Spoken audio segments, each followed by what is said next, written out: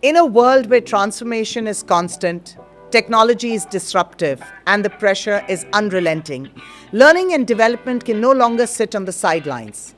It must drive capability, anchor culture, and deliver outcomes.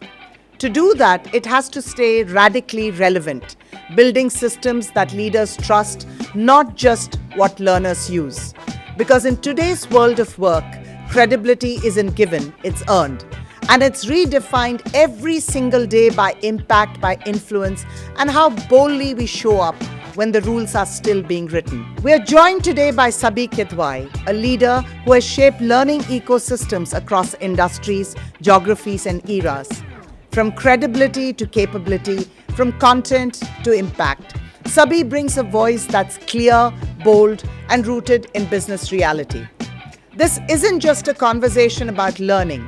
It's about influence, orchestration, and what it truly means to lead learning and development as a force, not just a function. This, ladies and gentlemen, is the People Blueprint. Welcome to the People Blueprint, where we unpack the future of work through the lens of learning, leadership, and people strategy. I'm your host, Sheila Vasan Singla. My guest today is someone I deeply respect, Sabih Kidwai. With a career that spans consulting, corporate leadership, and deep work in capability building, Sabih is one of those rare voices who sees learning and development not just as a function, but as a lever for business transformation. Over the years, Sabih has helped shape learning strategy in sectors where performance, precision, and agility are not just desirable, they're non-negotiable. He speaks the language of business without losing sight of the human dimension of learning. Welcome, Sabih. I'm just so happy that you've made time to be with us today. Thank you for inviting me here. I have been a student all my life. I continue to be a student, and I'm wondering how would I be able to really bring some learning for others. You will be amazed at how much you're going to share and how much we're going to learn from you. Let's so dig thank in. you. Thank you. So one of the things that I've really admired about your journey is how fluently you speak the language of business. Tell me a little more about it. See, we must be bilingual in some ways, as you say. So as the specialist of the subject, as learning solution specialists, as trainers, facilitators, we've built that muscle that we know what does it take, what is the psychology behind, what is the need, how do we really, what pedagogy should be required. But that's not what business would understand. And they won't appreciate. They are not there to get a tutoring on the pedagogies and philosophies and science behind it. They are there for business at the end of the day. So we must be able to bring that down to the business conversations. What are they looking for? So if we step back and look at business, they're there for profits, they're there for success, they're there for organization. They have a certain agenda that they are on, which could be a penetration in a specific segment, accelerating growth of a particular geography, or making better margins or new product development, etc. Whatever that is, unless the story begins from there, we've not caught their attention. Absolutely, and I couldn't agree with you more because, it's very easy for us to fall into the comfort of our own language. Yeah. And I love the term that you said we need to be bilingual because yes, we are experts and we need to leverage that. But at the same time, we need to talk the language of business. But why do you think there's so many people still struggling with being bilingual? See, this is our strength. Our ability to understand the science behind, our ability to facilitate, train, design programs, deliver, that's the strength. But any strength, when overused, becomes a weakness. And this is precisely what happens because we tend to continue investing on building that muscle and miss on connecting it and building the other side of the muscles that we need to have in place to be able to do it. And whatever is more comfortable, whatever comes more naturally, we tend to fall back on that. Yes. And that's where we keep. And the more we do, the more we create distance and void between the business and then the conversations shift to not about building capabilities and winning businesses and creating organizations, they go, how much do you need? Oh, I can't give you this much. I don't have budget. Oh, my people don't have time for this. Tell me what can you do in this time? Yeah. So the conversation actually shifts to a Changes. very Yes. different Yes. level. Yes. And that's the challenge that we have. I think you said it so beautifully, that we, as learning and development professionals, sometimes, and any expertise area, we tend to fall back onto our comfort zones. True. And we believe that showing expertise and deep expertise is the best way to influence. Yeah. And, that also shows up in learning metrics, for example. It We feel so comfortable with saying feedback was this, these many people achieved. I think we are still struggling with bringing about business impact. And what do you feel that as learning leaders we need to do to talk the language of business impact? If I can bring in the analogy of a chef, so you have to serve a dish that is tasty, that is also based on the appetite of that group that you're trying to serve it to, but at the same time it has nutrition value. Nutrition value comes last in the list of the person who's asking it. Yeah. They won't tell you that, but that's very important. And that's what your expertise is. So you've prepared the dish, which is the right fit for that occasion, by the way, that appetite of that group that you're trying to serve, and nutrition in the long run. But then you have to serve it in a way that it's appreciated, it's acknowledged At that moment At as that well. moment. Yeah. So yeah. it is an art. It is an art on the face of it. There's a lot of science and thinking behind that. I think when we were talking earlier, there was something that you had mentioned in one of our earlier conversations. You had mentioned something which kind of stayed with me, and you said that you really need to be a business person before you can be an L&D person. Yeah. Tell me a little more about that. So and if I can take it a step before that, I've been in HR for now almost 3 decades, and when I started my career, there was this debate. Forget L&D. There was debate about HR being relevant to the business. There was relevance, but okay, do they Add have value. and should they be there on the table? So called that debate, HR on the table. And I've always been challenging this, that we are as much business as your sales organization is, as your finance organization is, as your marketing organization is. So we are business. That's what I claim to be. And many a times the leader themselves or the managers and leaders who are asking that or reaching out to us, they don't know how much value we can add. So what they're asking us is at a very lower level of that Value metrics chain. or value chain, Yeah, where yeah. we could bring value to them.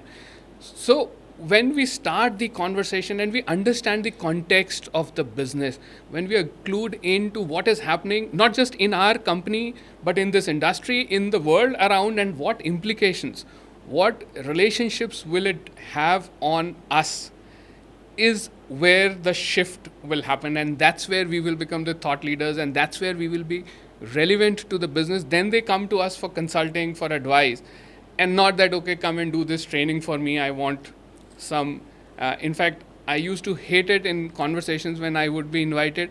Oh, we have a business meeting for 2 days. I will give you half a day to do something. I said, call an entertainment, someone for entertainment. Yeah, absolutely. Not me. Not You'll me. be amazed. We used to get a lot of calls like this. Yeah. That, this is a brilliant opportunity. Come and talk to our senior leaders. There's an offsite. We'll give you 2 hours.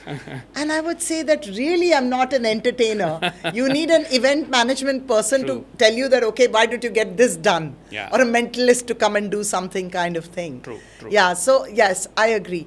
But one of the challenges is that when you're a young learning leader, how do you really grab the attention of a CXO? Because your knowledge of business is limited, the kind of interactions you have with senior leaders is limited. So what should a young person in L&D really do to grab the attention of a hardcore business person who's focused on results? So two things.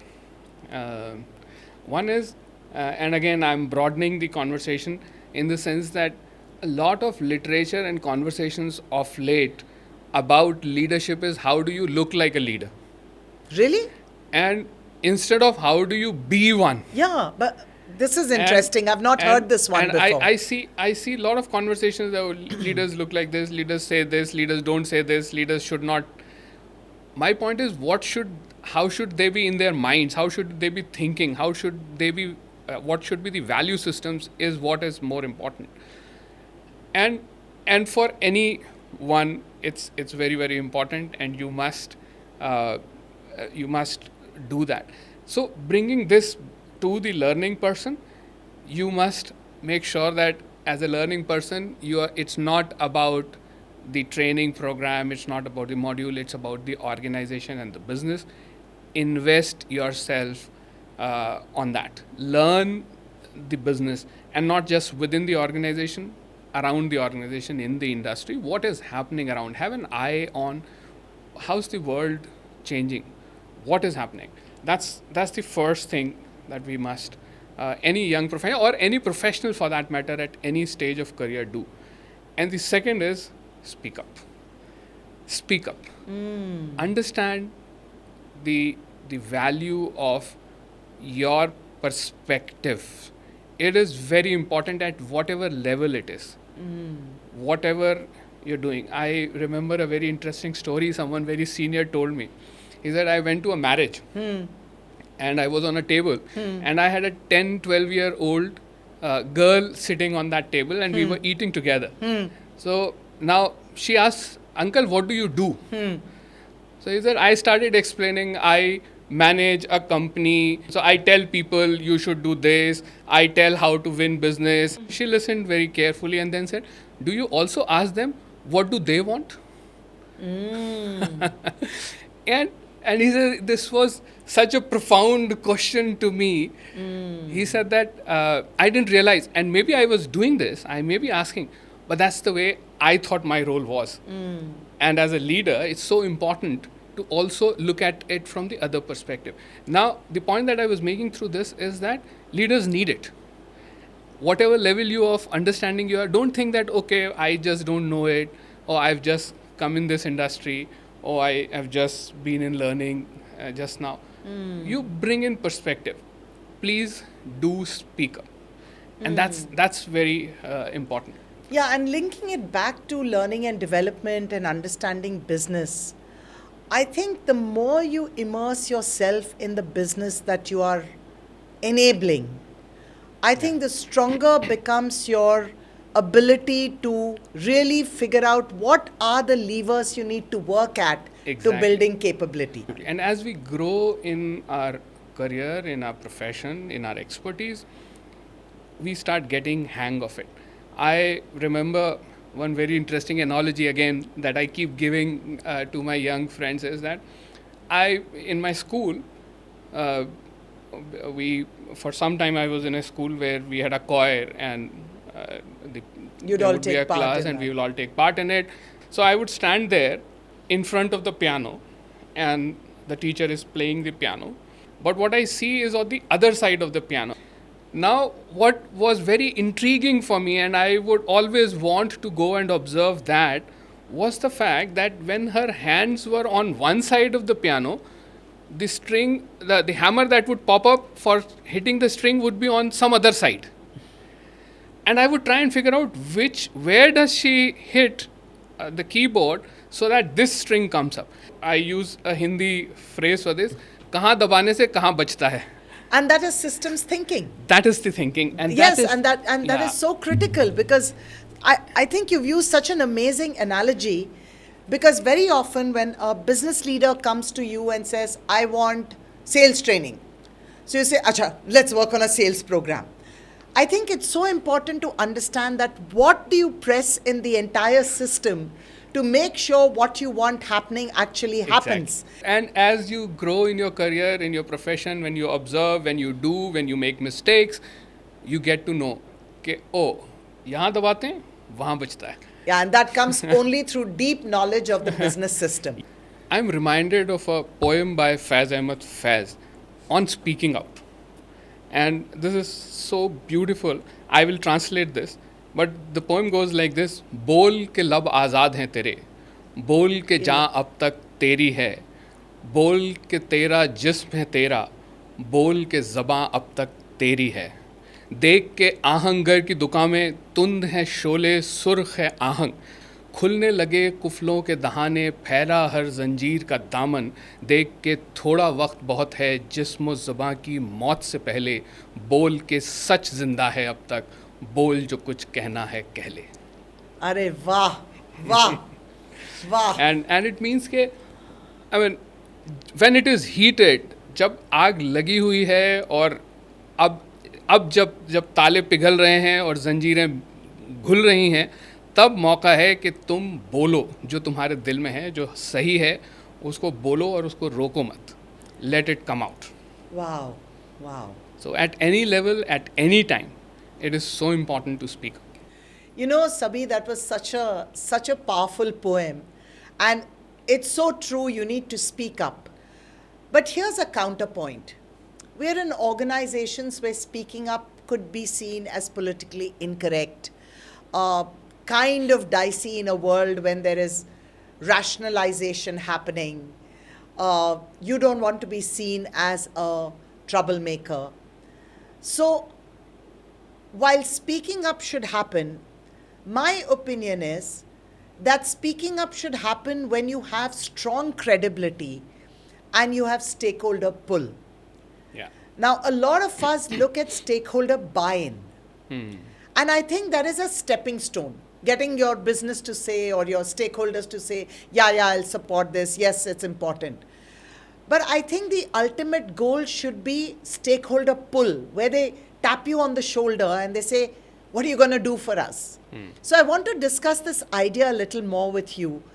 And in your experience, I want to ask you, what is it that creates this stakeholder pull, which allows you to then khul ke bol?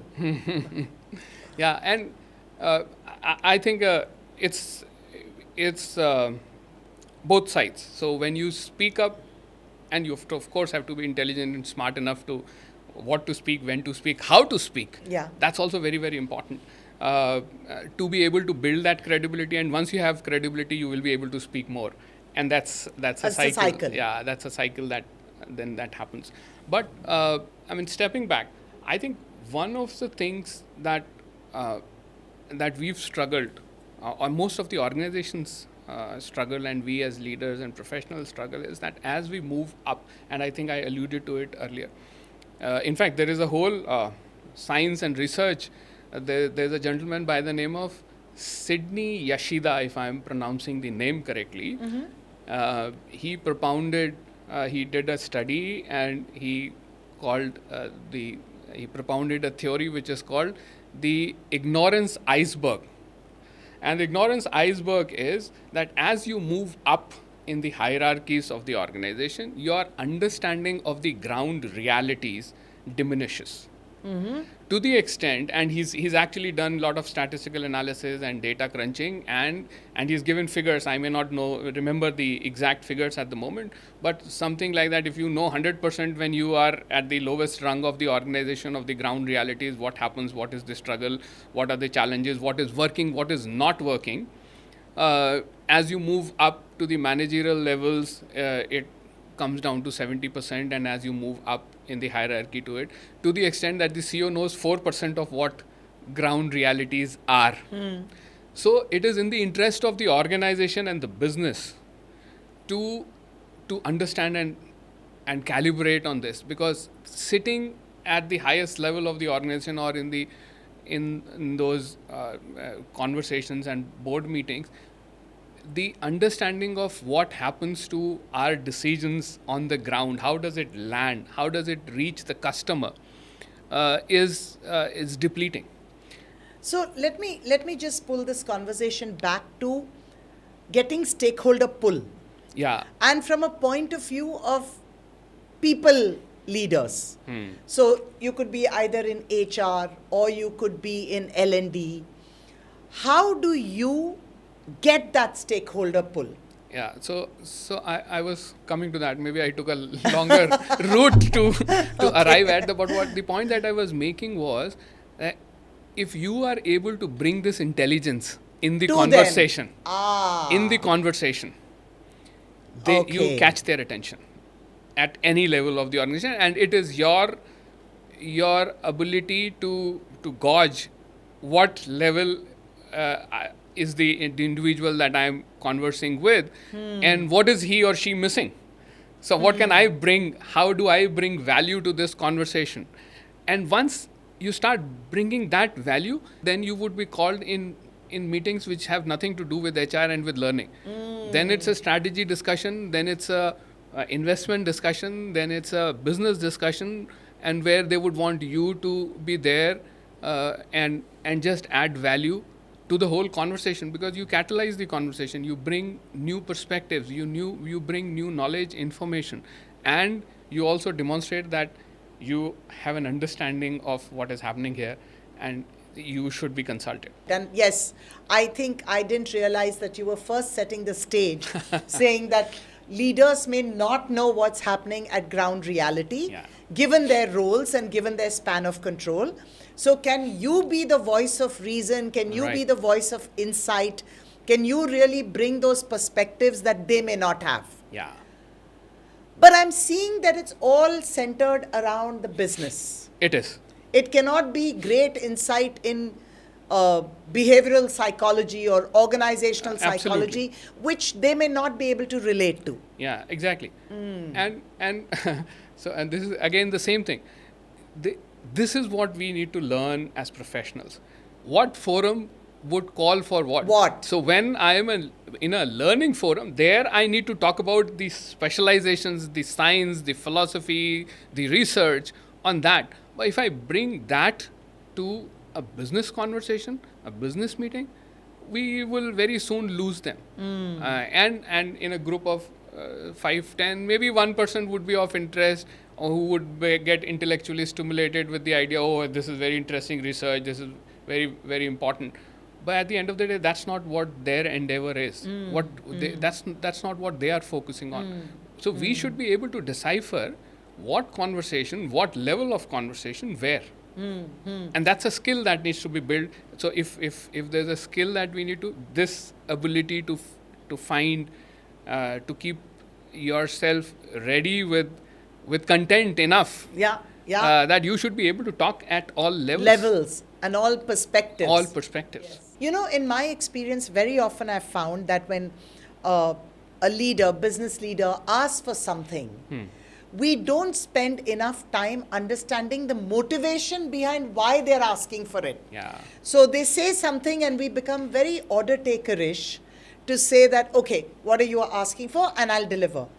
It's important to push back sometimes and say, explain where is it coming from? For sure. What is the challenge? What is the thought process that you're going through? And the other aspect I really wanted to examine with you is that L&D very often becomes a service provider. Somebody asks for something and we make it happen. Yeah. And we feel so good about the fact that it was asked and we delivered. I think the need of the hour is really how do we co-own outcomes with business? Yeah. What is your thought around co-owning these outcomes where business says, I have my skin in the game as much as you have it? Yeah. In fact, I take it one more step ahead, and it is their skin. They are playing the game. We are there to help them succeed.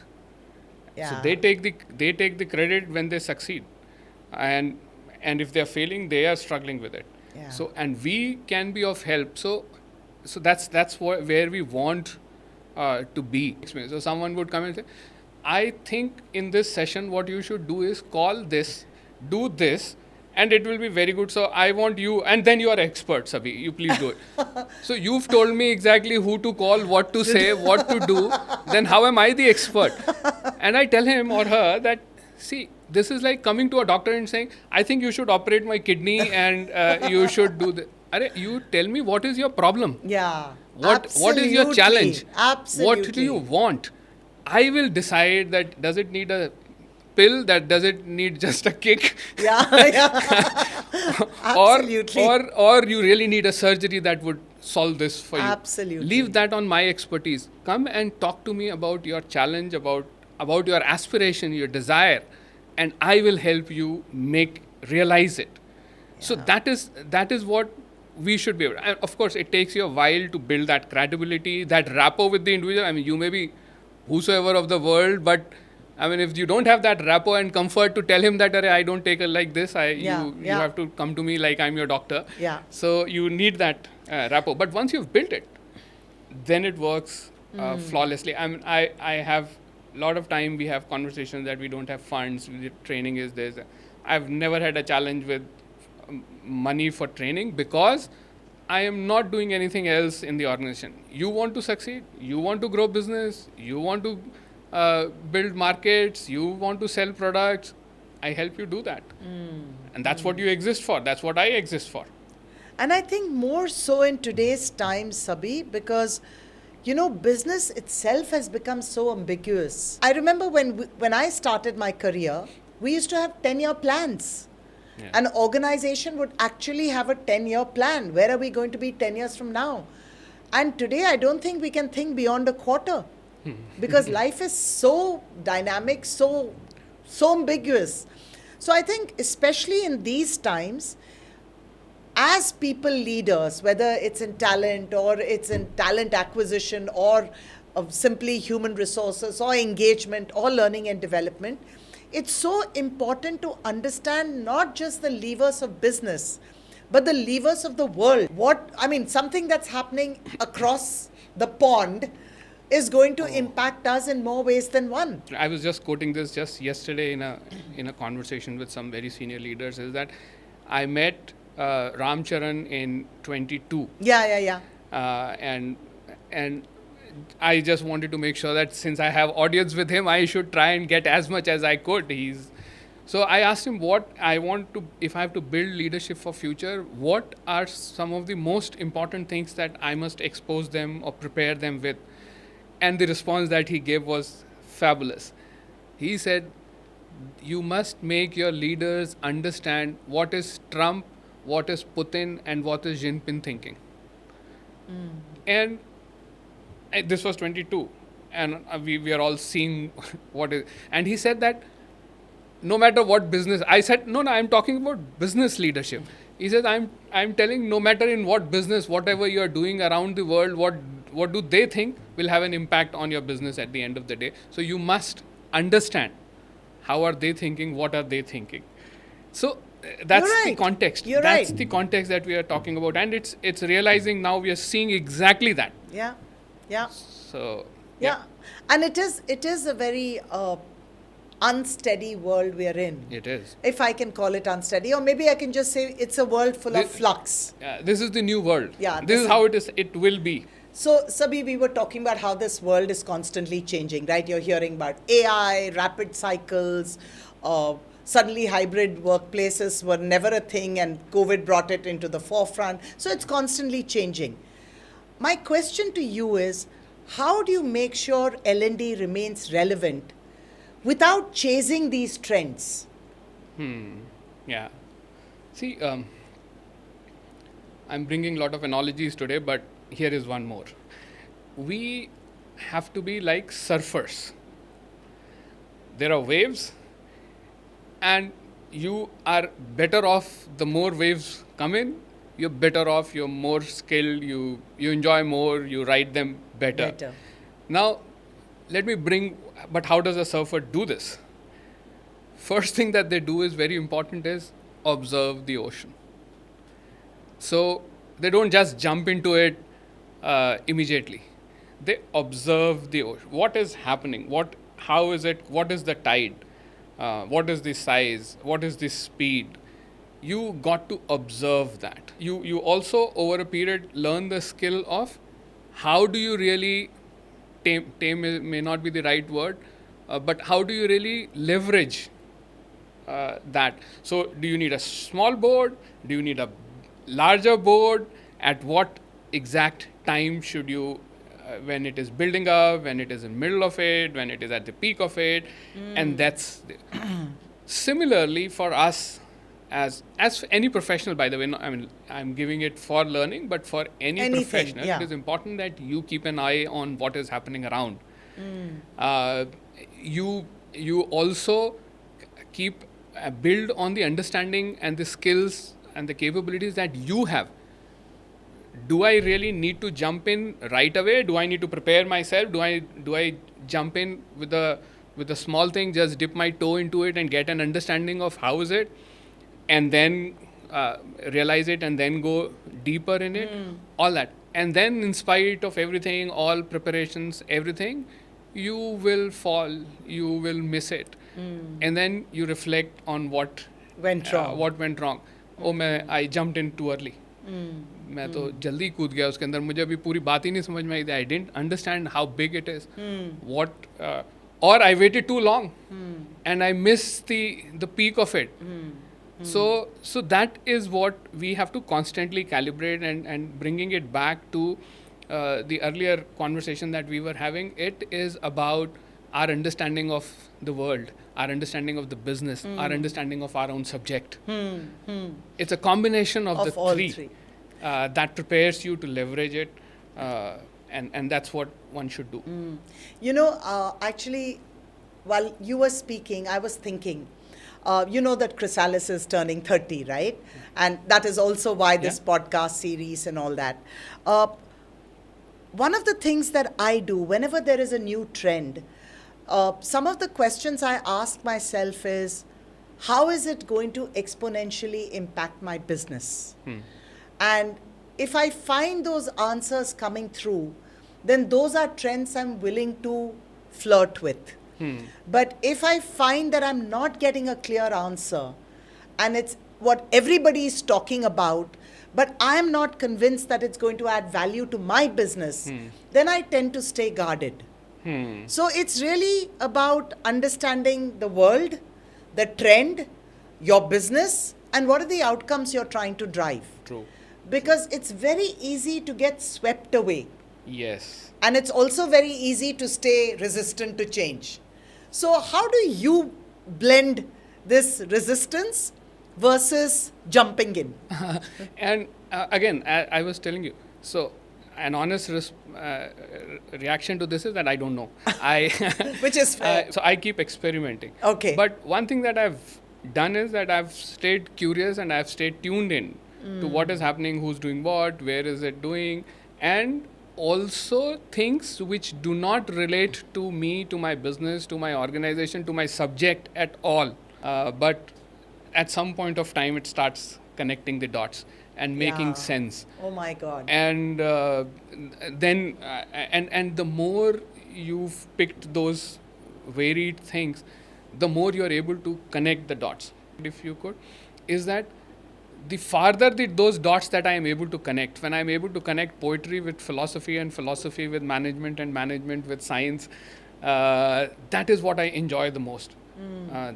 This is what, and that's what prepares us on keeping on top of it or falling back. I mean, it happens. And I think you've touched on something very important.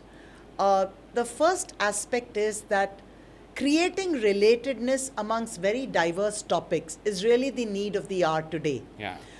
Because like you yourself said, what's happening in the world could impact us at a very micro business level more than we would ever think it would. That's point number one. Point number two, at an organizational level, as a learning or a people professional, it becomes even more important that you collaborate with very different perspectives. Sometimes we don't bring that perspective.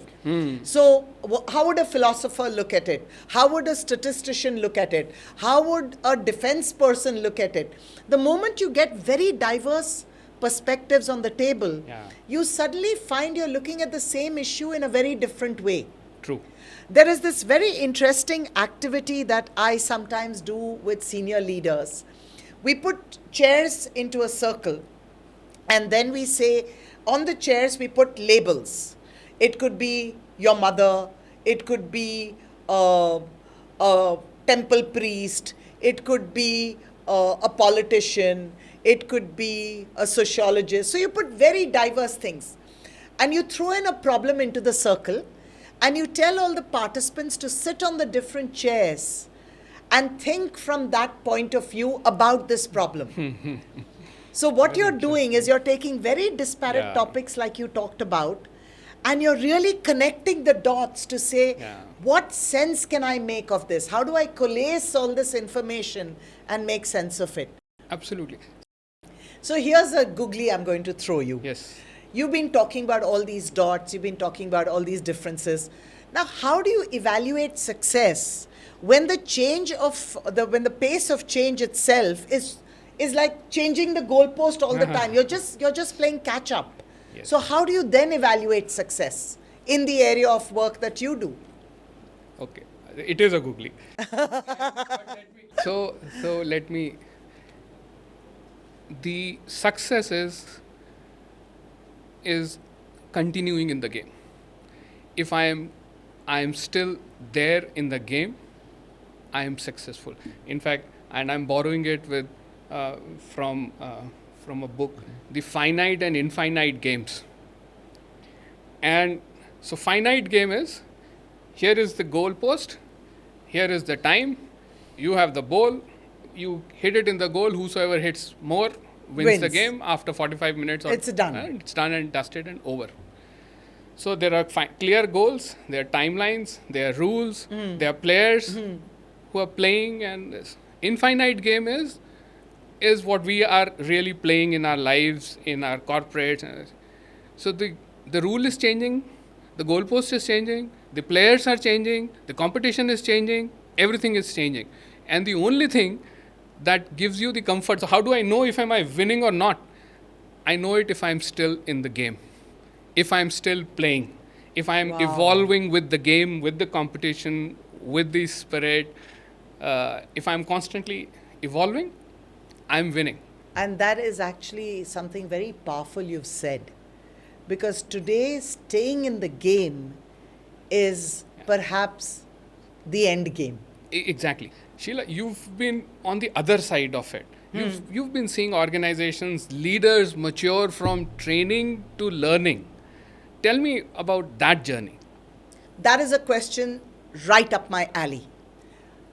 When we started off 30 years ago, there was only training. And even if you spoke about effectiveness, nobody really wanted to discuss it. So what they would look at is number of people who were trained, number of days that you trained, therefore number of people into number of days, oh, we've done such a cool job. Then it evolved into feedback.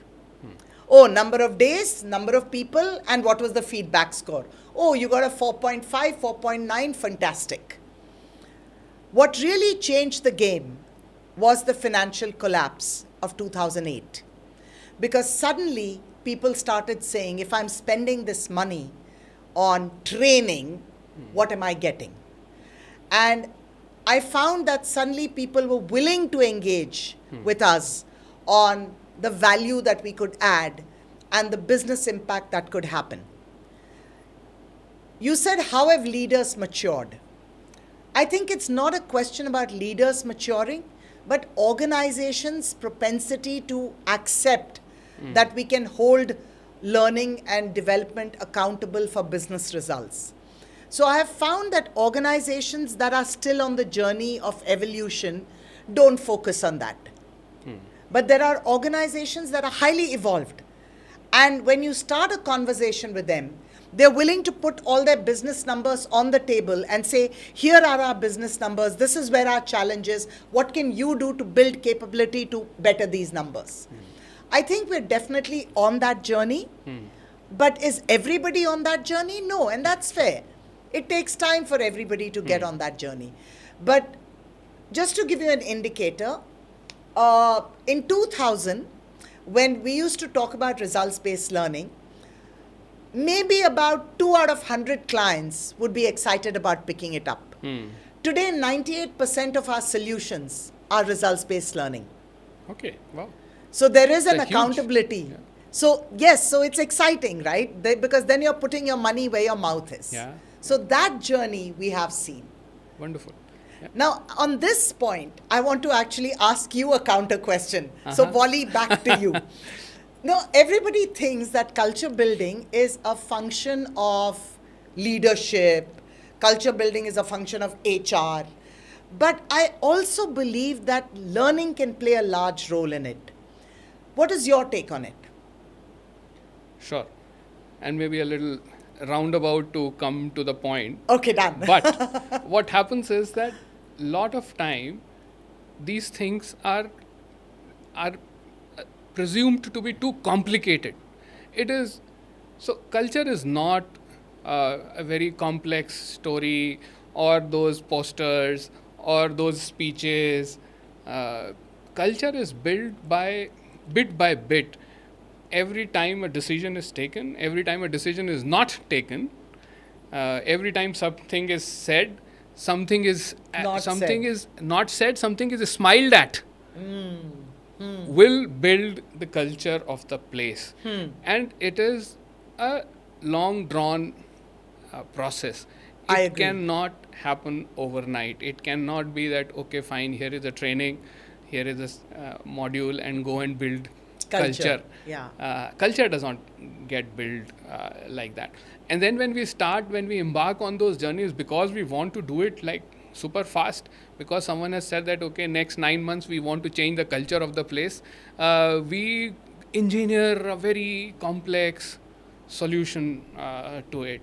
That is also counterproductive. In fact, I think the culture is a very simple thing. It is everyone's responsibility. It gets embedded in your values, the way you walk, the way you talk, and of course the leader has to do it. Of course others have to do it, but you have to keep it such simple that everyone can imbibe, everyone can live that culture.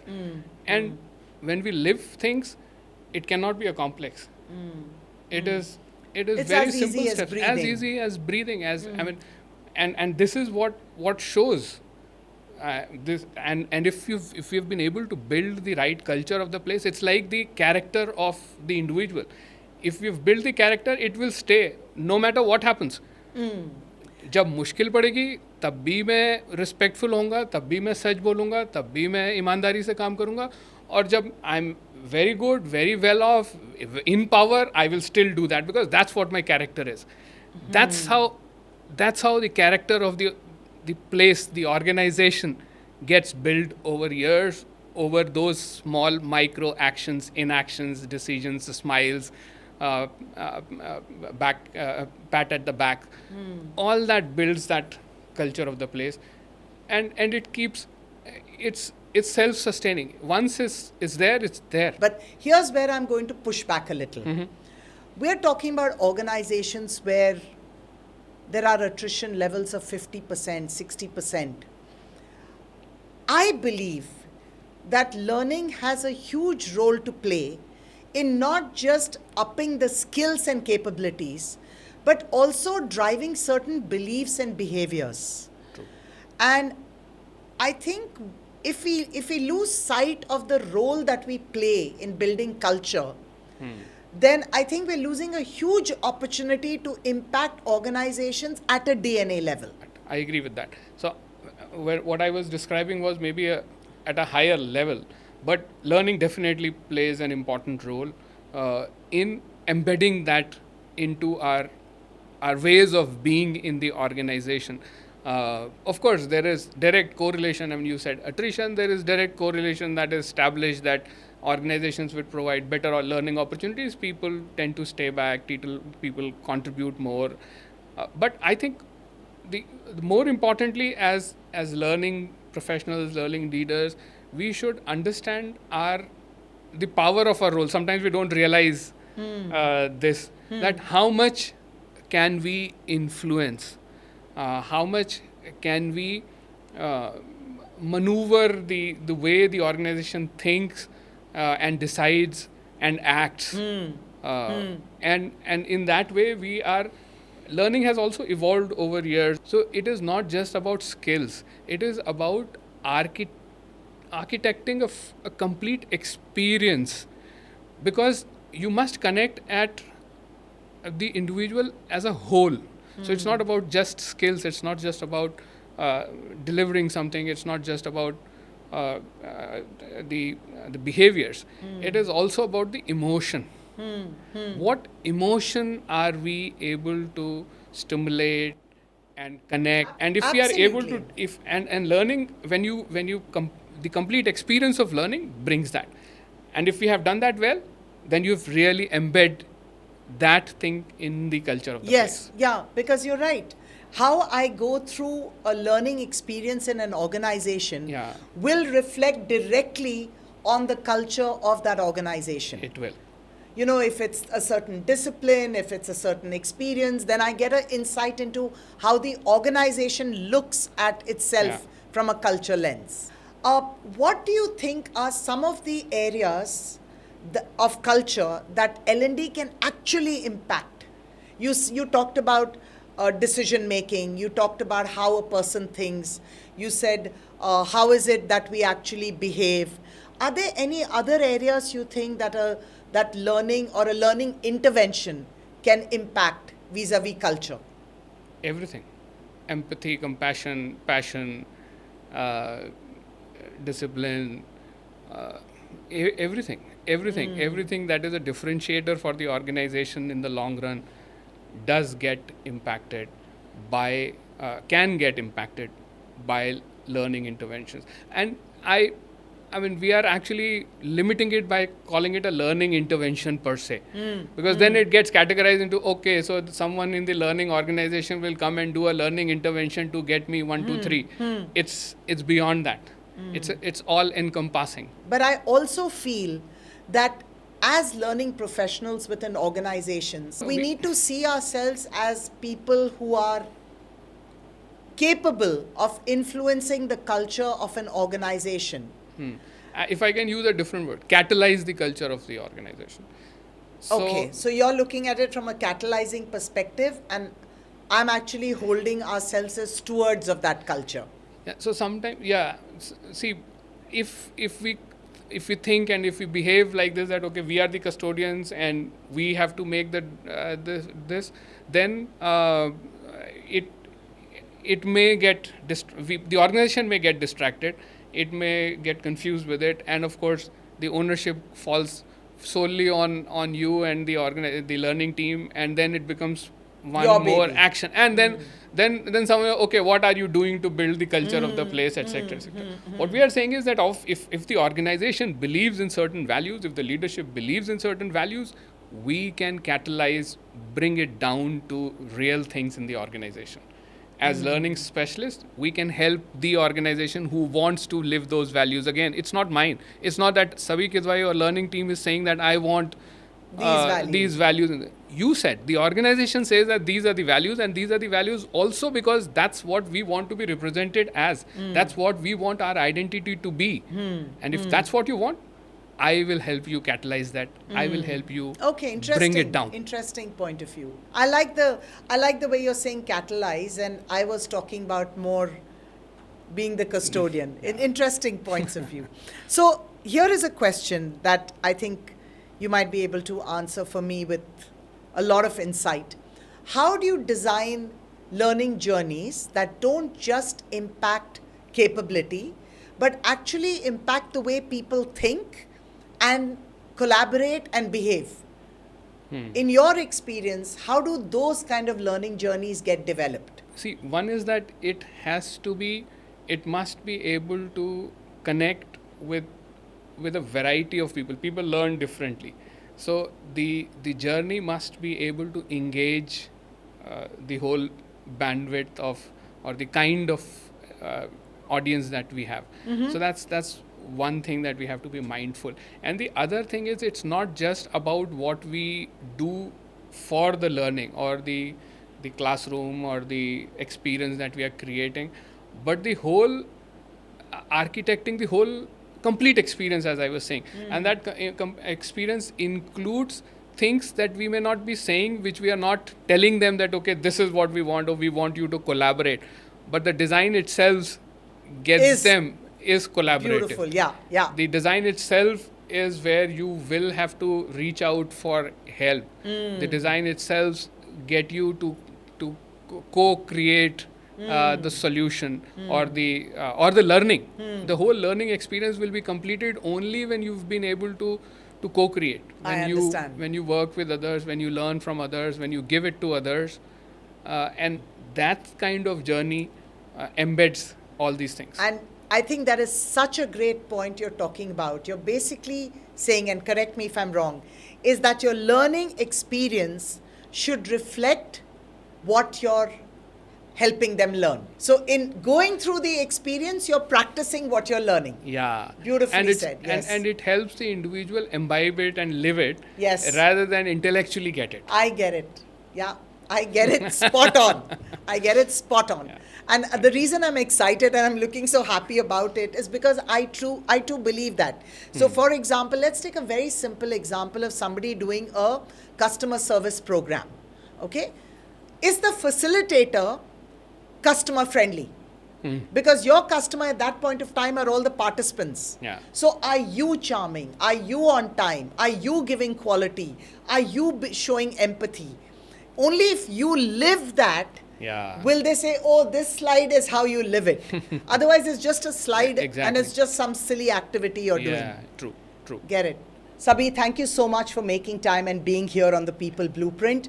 Your perspectives have added a lot of value to me and to our listeners. Glad. This wasn't a conversation about learning. It was a deep dive into what it takes to stay relevant, credible, and catalytic as a leader in the people space. You reminded us that credibility isn't earned through effort, it is earned through results. The stakeholder trust is not just given, it is earned through business fluency. That learning today is not about information, it is about transformation. To our listeners, if today's conversation challenged how you define your role, your relevance, or your roadmap, share it with a peer, a manager, or a team that's ready for the next level. Follow the People Blueprint on LinkedIn and YouTube. Until next time, stay curious and get future ready.